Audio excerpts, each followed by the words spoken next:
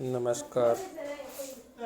आज हम लोग देख रहे हैं कक्षा 11 के राजनीतिक सिद्धांत एक परिचय।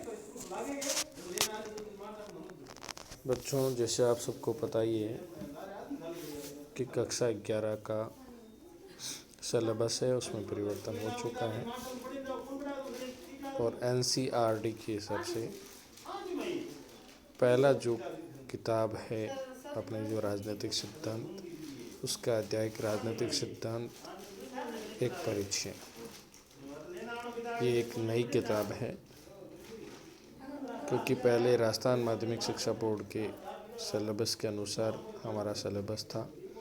अब NCERT के अकॉर्डिंग अपना सिलेबस है। राजनीतिक सिद्धांत क्या है, राजनीतिक सिद्धांत में क्या क्या आता है, ये सब इस पाठ के अंदर अपन जानेंगे। मनुष्य दो मामलों में अद्वितीय है।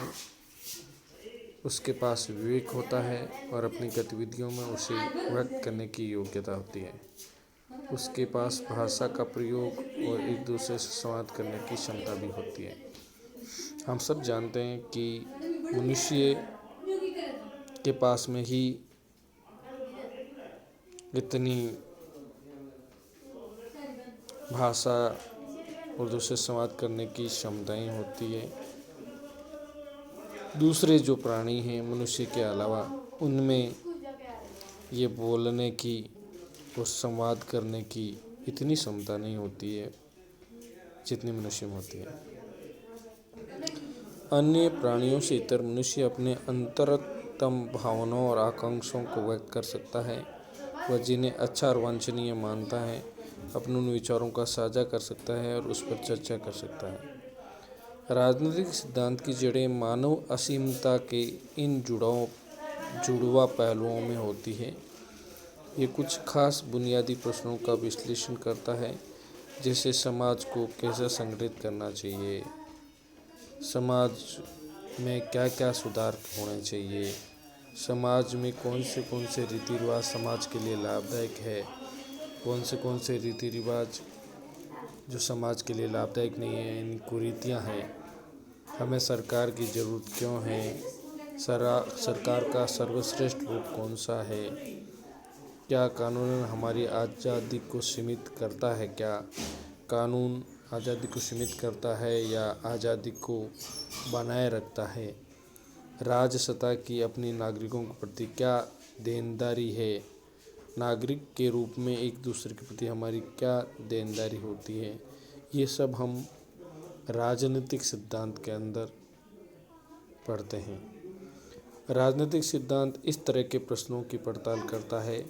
राजनीतिक जीवन को अनुप्राणित करने वाली स्वतंत्रता, समानता और न्याय जैसे मूल्यों के बारे में सुव्यवस्थित रूप से विचार करता है। ये इनके और अन्य संबद्ध उदाहरणों के अर्थ और महत्व की व्याख्या करता है।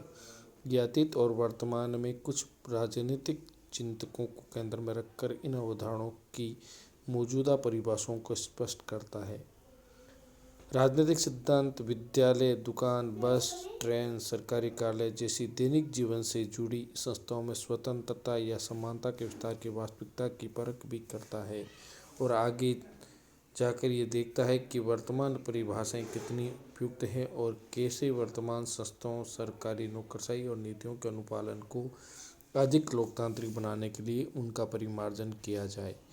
राजनीतिक सिद्धांत का उद्देश्य नागरिकों को राजनीतिक प्रश्नों के बारे में तर्कसंगत ढंग से सोचने और सामयिक राजनीतिक घटनाओं को सही तरीके से आंकने का प्रशिक्षण देना है। इस अध्याय में हम परखेंगे कि राजनीति और राजनीतिक सिद्धांत का अर्थ क्या है और हमें इसका अध्ययन क्यों करना चाहिए। तो सबसे पहले हम देखते हैं राजनीति क्या है। आपने देखा होगा कि लोग राजनीति के बारे में अलग अलग राय रखते हैं। राजनेता और चुनाव लड़ने वाले लोग अथवा राजनीतिक पदाधिकारी कह सकते हैं कि राजनीति एक प्रकार की जनसेवा है। राजनीति से जुड़े अन्य लोग राजनीति को दांवपेच से जोड़ते हैं तथा आवश्यकताओं और महत्वाकांक्षाओं को पूरा करने के कुछ चक्र में लगे रहते हैं। कई अन्य के लिए राजनीति वही है जो राजनेता करते हैं। अगर वे राजनीतियों को दल बदल करते, झूठे वायदे और बड़े चढ़े दावे करते, विभिन्न तबकों से जोड़ तोड़ करते, निजी या सामूहिक स्वार्थों में निष्ठुरता से रत घृणित रूप में हिंसा पर उतारू होता देखते हैं, तो वे राजनीति का संबंध घोटालों से जोड़ते हैं। इस तरह की सोच इतनी प्रचलित है कि जीवन के विभिन्न क्षेत्रों में जब हम हर संभव तरीके से अपने स्वार्थ को साधने में लगे लोगों को देखते हैं, तो हम कहते हैं कि वे राजनीति कर रहे हैं। यदि हम एक क्रिकेटर की टीम में बने रहने के लिए जोड़ तोड़ करते हैं या किसी सहपाठी को अपने पिता की हैसियत का उपयोग करते अथवा दफ्तर में किसी सहकर्मी को बिना सोचे समझे बॉस की हाँ में हाँ मिलाते देखते हैं, तो हम कहते हैं कि वह गंदी राजनीति कर रहा है।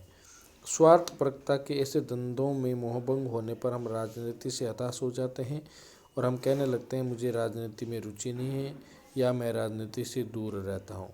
केवल साधारण लोग ही राजनीति से निराश नहीं है, बल्कि इसे लाभान्वित होने और विभिन्न राजनीतिक दलों को चंदा देने वाले व्यवसायी और उद्यमी भी अपनी मुसीबतों के लिए आए दिन राजनीति को कोसते रहते हैं।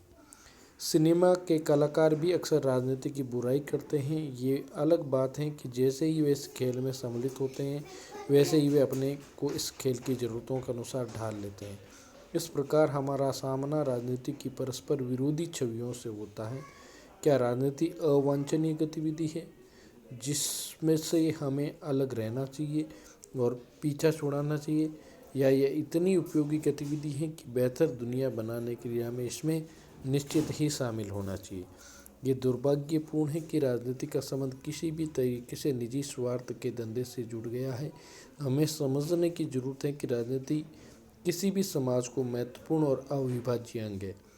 महात्मा गांधी ने एक बार टिप्पणी की थी कि राजनीति ने हमें सांप की कुंडली की तरह जकड़ रखा है और इससे जूझने के सिवाय कोई अन्य रास्ता नहीं है। महात्मा गांधी जी ने बहुत अच्छी बात कही थी कि राजनीति ने हमें एक सांप जैसे कुंडली मार के और किसी को जकड़ लेता है, सांप लिपट के किसी को जकड़ लेता है, उसी ढंग से हमको जकड़ रखा है और इसके लड़ने के सिवाय हमारे पास में कोई रास्ता नहीं है। राजनीतिक संगठन और सामूहिक निर्णय के किसी ढांचे के बगैर कोई भी समाज जिंदा नहीं रह सकता। जो समाज अपने अस्तित्व को बचाए रखना चाहता है, उसके लिए अपने सदस्यों को विविध जरूरतों और हितों का ख्याल रखना आवश्यक होता है। परिवार, जनजाति और आर्थिक संस्थाएं जैसी अनेक सामाजिक संस्थाएं लोगों की जरूरतों और आकांक्षाओं को पूरा करने में सहायता करने के लिए बनती हैं। ऐसी संस्थाएं हमें साथ रहने के उपाय खोजने और एक दूसरे के प्रति अपने कर्तव्यों को कबूलने में मदद करती हैं। इन संस्थाओं के साथ सरकारें भी महत्वपूर्ण भूमिका निभाती हैं। सरकारें कैसे बनती हैं और कैसे कार्य करती हैं, ये राजनीति में दर्शाने वाली महत्वपूर्ण बातें हैं। Thank you. तो इससे आगे का टॉपिक राजनीति क्या है, इसको अपन नेक्स्ट वीडियोस के अंदर पढ़ेंगे। अभी के लिए इतना ही बहुत। Thank you.